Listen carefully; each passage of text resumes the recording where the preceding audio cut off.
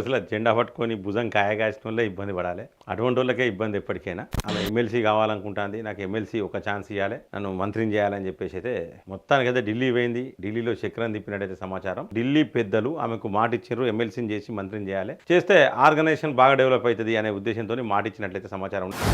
కోమటిరెడ్డి రాజగోపాల్ రెడ్డి ఉన్నాడు ఇప్పుడు హోంమంత్రి పదవి కావాలంటాడు. ఈయనను ఫస్ట్ కొట్టిపడాలి. ఈయన కనుక హోంమంత్రి ఇస్తే వెంకటరెడ్డి ఈయన కలిసి గట్టిగా అవుతారు, వెంకటరెడ్డిని ముఖ్యమంత్రి చేస్తాడు. కాబట్టి ఎట్టి పరిస్థితుల్లో కోమటిరెడ్డి రాజగోపాల్ రెడ్డికి మంత్రి పదవి ఇవ్వద్దు అని చెప్పేసి దానికోసమే ఈ మంత్రివర్గం అనేది లేట్ అవుతుంది. ఎవ్వరు డబ్బా కొడుతున్నారు. రేవంత్ రెడ్డి నేనే తెచ్చిన కాంగ్రెస్ ప్రభుత్వం అని అంటాడు. తీర్మానం వల్ల నేను లేకపోతే కాంగ్రెస్ ప్రభుత్వం లేదంటాడు. విజయశాంతి ఇప్పుడు మొత్తం నేనే తిరిగినా, నాకు న్యాయం చేయండి, ఒక్క ఛాన్స్ చేయండి అంటే అసలు ఎవరు తెచ్చిన? అందరు కలిసి కాదా తెచ్చింది?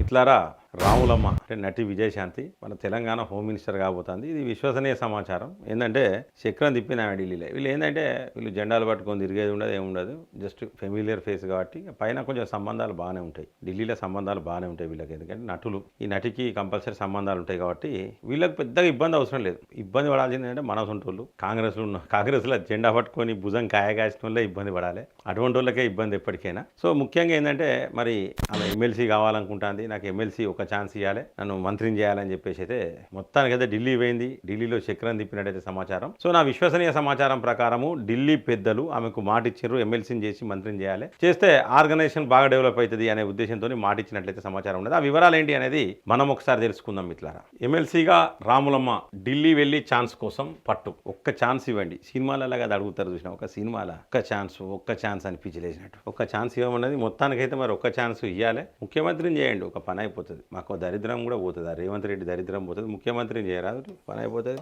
తెలంగాణ రాజకీయాలలో రాములమ్మ తెరపైకి వచ్చారు. తన త్యాగాలను గుర్తుపెట్టుకొని ఎమ్మెల్యే కోటాలో ఎమ్మెల్సీ పదవి కట్టబెట్టాలని నేరుగా ఆమె అధిష్టానం వద్దకే వెళ్ళింది. ఈ త్యాగం ఏంటిదండి నాకు అర్థమైతే లేదు. త్యాగం ఏంటిది చెప్పారు? పార్టీ పెట్టింది, ఎంత షోపుటపే. నేను ఒక ఛాలెంజ్ విసురుతాను.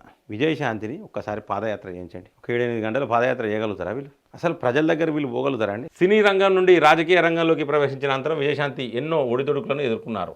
ఏమి ఎదుర్కోలే. ముందుగా తల్లి తెలంగాణ పార్టీ స్థాపించి తెలంగాణ వాదాన్ని బలంగా వినిపించారు. రెండోది ఏంటంటే ఈ తల్లి తెలంగాణ పార్టీ స్థాపించిన తర్వాత దీన్ని తీసుకుపోయి ఏం చేసిందంటే ఆ తర్వాత బీఆర్ఎస్ పార్టీలో విజయశాంతి జాయిన్ అయ్యారు. బీఆర్ఎస్ కాదు, అప్పుడు టీఆర్ఎస్ ఉండే. ఆ టీఆర్ఎస్ఏ ఇప్పుడు బీఆర్ఎస్ అయింది, జాయిన్ అయ్యారు. రాజకీయ పరిణామాల నేపథ్యంలో బీఆర్ఎస్ నుండి కాంగ్రెస్లోకి వచ్చారు విజయశాంతి. కాంగ్రెస్, బీఆర్ఎస్ నుంచి వెళ్ళి కాంగ్రెస్, ఆ తర్వాత మళ్ళీ కాంగ్రెస్ నుండి బీజేపీకి వచ్చింది.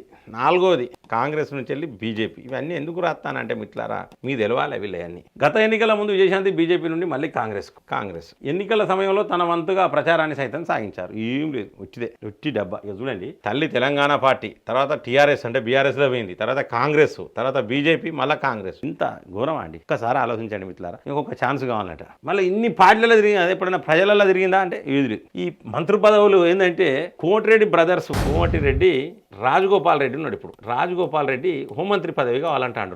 రాజగోపాల్ రెడ్డి ఈయనను ఫస్ట్ కొట్టిపడాలి. ఈయన కనుక హోంమంత్రి ఇస్తే వెంకటరెడ్డి ఈయన కలిసి గట్టిగా అవుతారు, వెంకటరెడ్డిని ముఖ్యమంత్రి చేస్తాడు. కాబట్టి ఎట్టి పరిస్థితుల్లో కోమటిరెడ్డి రాజగోపాల్ రెడ్డికి మంత్రి పదవి ఇవ్వద్దు అని చెప్పేసి దానికోసమే ఈ మంత్రివర్గం అనేది లేట్ అవుతుంది. ఇప్పటికీ ఈ యొక్క హోంమంత్రి పదవి ఎవరి దగ్గర ఉన్నదంటే రేవంత్ రెడ్డి దగ్గరనే ఉంది. ఇప్పుడు కోమటిరెడ్డి రాజగోపాల్ రెడ్డికి ఇవ్వద్దు. మంత్రివర్గ విస్తరణ చేసి ఎడియేషన్ ఇంకోళ్ళకి ఇవ్వాలంటే ఎవరంటే ఇప్పుడు ఈవెను డైరెక్ట్ నువ్వు అధిష్టానం దగ్గరికి పోమని విజయశాంతిని పంపించారు. ఇప్పుడు విజయశాంతికి ఇచ్చిన నయమే కానీ ఎట్టి పరిస్థితుల్లో రాజగోపాల్ రెడ్డికి అనేది ఆలోచన ఇవ్వాలి. మీరు విజయశాంతికి ఎట్టి పరిస్థితుల్లో విజయశాంతికే ఇవ్వాలి. ఎందుకంటే విజయశాంతి బాగా తిరిగింది, ఉద్యమం చేసింది, మీకు మొత్తం కాంగ్రెస్ పార్టీని ఇట్లా భుజాన మోసింది. ఎవ్వరు డబ్బా కొడుతున్నారు. రేవంత్ రెడ్డి నేనే తెచ్చిన కాంగ్రెస్ ప్రభుత్వం అని అంటాడు. తీర్మానం వల్ల నేను లేకపోతే కాంగ్రెస్ ప్రభుత్వం లేదంటాడు. విజయశాంతి ఇప్పుడు మొత్తం నేనే తిరిగినా, నాకు న్యాయం చేయండి, ఒక్క ఛాన్స్ చేయండి అంటే అసలు ఎవరు తెచ్చిన? అందరు కలిసి కాదా తెచ్చింది? ఇక్కడ కాంగ్రెస్ పార్టీ గురించి చెప్పడం లేడు. అంటే కాంగ్రెస్ పార్టీ గురించి అసలు ఒక్కరు మాట్లాడలే. ఎందుకంటే అష్టదరిద్రమైన పార్టీ కాబట్టి వీళ్ళకి డబ్బాలు కొట్టుకుంటారు. అసలు మెయిన్ ఇంపార్టెంట్ ఏంటంటే రేవంత్ రెడ్డి పంపించి ఒకసారి మాట్లాడరాపోమ్మా అని చెప్పి పంపిస్తే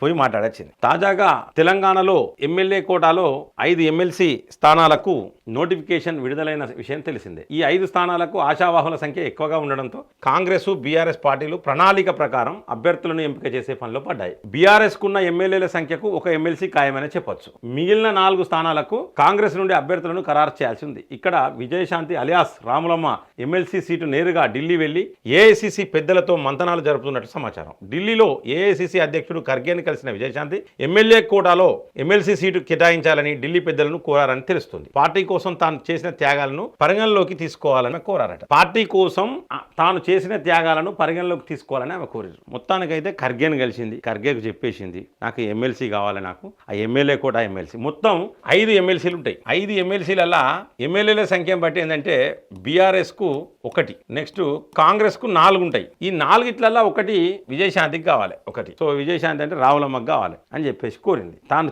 పార్టీ కోసం చేసిన త్యాగాలను పరిగణలోకి తీసుకోవాలని. పార్టీ కోసం రేవంత్ రెడ్డి త్యాగం చేసిండు, ఈ విజయశాంతి త్యాగం చేసింది. వీళ్ళిద్దరు రేపు పార్టీ మిత్రులారా, ఒక్కసారి ఆలోచండి. పార్టీ కోసం త్యాగాలు చేసింది బట్టి విక్రమార్క కాదా, వెంకటరెడ్డి కాదా, కోమటిరెడ్డి వెంకటరెడ్డి, ఉత్తమ్ కుమార్ రెడ్డి కాదా? ఎప్పటి వెనకంచెల్లి వాళ్ళు త్యాగం చేసి అలానే ఉన్నారు. ఎన్నో ఆఫర్లు వచ్చినాయి వాళ్ళకు చాలా ఆఫర్స్ అంటే చాలా ఆఫర్స్. వాళ్ళకు బీఆర్ఎస్ నుంచి ఆఫర్స్ వచ్చినాయి, బీజేపీ నుంచి వచ్చినాయి, లాస్ట్ కమ్యూనిస్ట్ పార్టీ వాళ్ళు కూడా రమ్మన్నారు వాళ్ళను. వాళ్ళు కదా త్యాగం చేసింది. ఏమంటారంటే రేవంత్ రెడ్డి త్యాగం చేసిండు, విజయశాంతి త్యాగం చేసిన దాన్ని పరిగణలోకి తీసుకోవాలన్నట. నాకు చిత్రం అనిపిస్తుంది. మరి మీకేమనిపిస్తుంది అనేది ఒక్కసారి మీరు ఖచ్చితంగా జర గట్టిగా కామెంట్ చేయండి మిత్రులారా. అయితే అధిష్టానం మాత్రం ఇంకా అభ్యర్థులను ఖరారు చేయలేదని, ఆమె విజ్ఞప్తిని పరిగణలోకి తీసుకుంటామని హామీ ఇచ్చినట్లు తెలుస్తుంది. చూసినరా, తెలంగాణ ఇన్ఛార్జ్ మీనాక్షి నటరాజన్ మాత్రం కాంగ్రెస్ కు నమ్ముకున్న ఏ ఒక్కరికి అన్యాయం జరగదని, పార్టీ కోసం కష్టపడిన వారికి సుస్థిర స్థానం ఉంటుందని హామీ ఇస్తున్నారు. మొత్తం మీద రాములమ్మ ఎమ్మెల్సీ పదవి కోసం ఏకంగా ఢిల్లీ పెద్దలను కలవడంపై ప్రస్తుతం ఇదే టాక్ ఆఫ్ ది పొలిటికల్గా మారింది. మరి రాములమ్మ కోరిక నెరవేరుతుందా లేదా అన్నది ముందు తెలియాల్సి ఉన్నది. ఇక చూడండి, మొత్తానికైతే ఇది ఒక హాట్ టాపిక్ అయిపోయిందని చెప్తాను. నేను ఒక్క మాట చెప్తా ఉన్నా. ఈమె మొత్తం రంగుల రాట్నం తిరిగాడు. తల్లి తెలంగాణ పార్టీ నెంబర్ 1 తల్లి పార్టీ, నెంబర్ 2 ఏంటంటే బీఆర్ఎస్, నెంబర్ 3 ఏంటంటే కాంగ్రెస్, మళ్ళా కాంగ్రెస్ నుంచి వెళ్ళి బీజేపీ, మళ్ళీ బీజేపీ నుంచి వెళ్ళి కాంగ్రెస్. ఇప్పుడు ఎమ్మెల్సీ ఇవ్వలేదు, ఎమ్మెల్సీ ఇచ్చి మంత్రి చేయాలి. ఒకవేళ ఎమ్మెల్సీ ఇచ్చి మంత్రి చేయకపోతే ఈమె ఏం చేస్తుంది? నెక్స్ట్ కేపాల్ పార్టీలో పోతారు వీళ్ళు. కేపాల్ పార్టీలో పోతారు. అంటే మిగిలిన ఏం లేవు, అన్నీ ఉన్నాయి. ఈమె మాట్లాడితే ఏందో నాకు అర్థమే కాదు ఇప్పటి వరకు. విజయశాంతి మాట్లాడితే ఈమె మాట్లాడితే ఏమనుకుంటుంది? స్పష్టమైన తెలుగు అనుకుంటారు. ఇట్లా చాలా మంది అంటే ఇప్పుడు ఈ నేషనల్ పార్టీలు అట్లే ఉంటుంది. అర్థం కాకేందంటే వీళ్ళ లీడర్లు అని చెప్తారు. సపోర్ట్ కూడా అట్లా అట్లా మైక్ పెట్టి పనంగానే కథం సపోర్ట్ కూడా రే పెద్ద లీడర్ చలో ఎమ్మెల్సీ చేసి నువ్వు హోమ్ మినిస్టర్ ఇయ్యి అంటారు. కథం క్లోజ్. అది ఎందుకంటే అది అధిష్టానానికి తెలియదు. ఇప్పుడు విజయశాంతి చేయబట్టే కాంగ్రెస్ వచ్చింది అనుకుంటుంది అధిష్టానం. ఇక దీన్ని ఎస్టాబ్లిష్ చేయడానికి రేవంత్ రెడ్డి చెప్తారు కదా, అవును విజయశాంతి బాగా కష్టపడ్డది, నా తర్వాత విజయశాంతి కష్టపడ్డది, ఆమెకే ఇవ్వాలి, హోమ్ మినిస్టర్ ఇస్తే అయిపోద్దని రేవంత్ రెడ్డి చెప్తాడు. అంటే ఎట్లుంటుంది అంటే ఈ ఫైరవులే ఫైట్ చేసేటోడు పోతాడు, పని చేసేటోడు పోతాడు, ఏ పార్టీలైనా కూడా. కాబట్టి ఖచ్చితంగా ఈ ఫైరవులు చేసేటోళ్ళే వీళ్ళకే అదృష్టం ఉంటుంది. కాబట్టి మిత్రులారా, మొత్తానికైతే మరి హోంమంత్రి అవుతుందా, ఎమ్మెల్సీ అయ్యి హోంమంత్రి అవుతుందా, ఎమ్మెల్సీ అవుతుందా కాదా అనేది మరొక 5-6 రోజులలో మనకు తేలే అవకాశం ఉన్నది మిత్రులారా. దయచేసి ఈ యొక్క వీడియో పట్ల మీ యొక్క అభిప్రాయాన్ని కామెంట్ బాక్స్లో రాయండి.